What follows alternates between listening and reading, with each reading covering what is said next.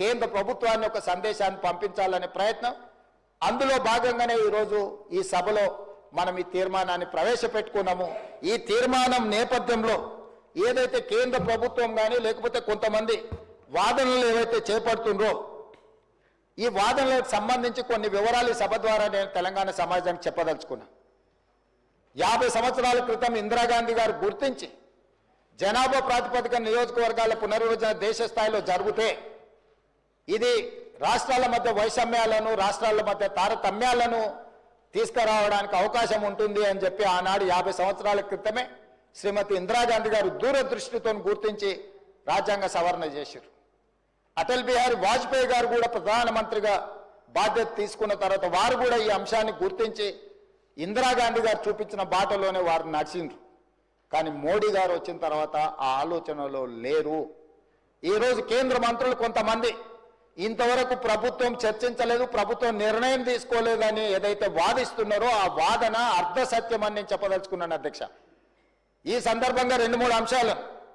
ఆంధ్రప్రదేశ్ పునర్విభజన చట్టం 2014 ప్రకారము తెలంగాణ రాష్ట్రంలో ఉన్న 119 శాసనసభ నియోజకవర్గాలు 153 పెంచాలని, ఆంధ్రప్రదేశ్లో ఉన్న 175 శాసనసభ నియోజకవర్గాలను 225 వరకు పెంచాలని చట్టంలో పొందుపరిచి పార్లమెంటులోని చట్టం చేస్తే 11 సంవత్సరాల ఆ చట్టాన్ని కేంద్ర ప్రభుత్వం అమలు చేయలేదు. పార్లమెంట్ సభ్యుడిగా నేనే అడిగిన ప్రశ్నకు పార్లమెంట్లో సమాధానం ఇచ్చిన 2026 తర్వాత జనాభాను లెక్కించినాకనే ఈ నియోజకవర్గాల పునర్విభజన జరుగుతుంది, ఇప్పుడు మా ప్రభుత్వం ముందు ఎలాంటి ప్రతిపాదన లేదు అని చెప్పి కేంద్ర ప్రభుత్వం మనకు తెలంగాణ ఆంధ్రప్రదేశ్ రాష్ట్రాలకు సమాధానం చెప్పింది. కానీ అదే సందర్భంలో కేంద్ర ప్రభుత్వానికి కేంద్రంలో ప్రభుత్వాన్ని ఏర్పాటు చేసిన రాజకీయ పార్టీ ప్రయోజనం కోసము జమ్మూ కాశ్మీర్లో నియోజకవర్గాల పునర్విభజన చేపట్టినరు, సిక్కింలో నియోజకవర్గాల పునర్విభజన చేపట్టినరు. ఈ 2 రాష్ట్రాలలో పునర్విభజన చేపట్టడానికి తీసుకున్న ప్రాతిపదిక 2011 జనాభా ప్రాతిపదికన నియోజకవర్గాల పునర్విభజన చేపట్టిన అధ్యక్ష. కేంద్ర ప్రభుత్వం ఒక పక్కన మనకు అందిస్తున్న సమాచారం కానీ లేకపోతే మనకు కల్పిస్తున్న భ్రమలు కానీ వేరు, కానీ కేంద్ర ప్రభుత్వం తీసుకుంటున్న నిర్ణయాలు వేరు. ఈరోజు నేను అందుకే కేంద్ర ప్రభుత్వాన్ని మీరు చట్టం పార్లమెంటులోనే చట్టం చేసిన ఆంధ్రప్రదేశ్ తెలంగాణకు నియోజకవర్గాల పెంపు అంశాన్ని 2026 జనాభా లెక్కించిన తర్వాతనే చేస్తామని మా పట్ల వివక్ష చూపించుకుంటూ మీరు జమ్మూ కాశ్మీర్లో కూడా సేమ్ అదే చట్టం ఉంది.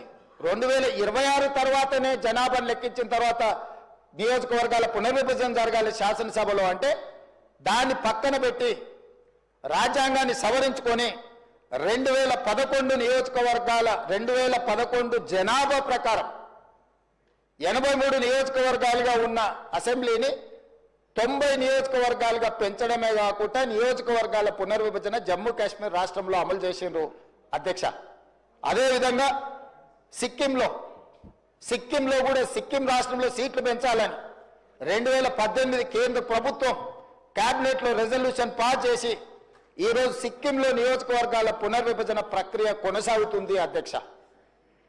జమ్మూ కాశ్మీర్లో కానీ సిక్కిం రాష్ట్రంలో కానీ నియోజకవర్గాల పునర్విభజన 2011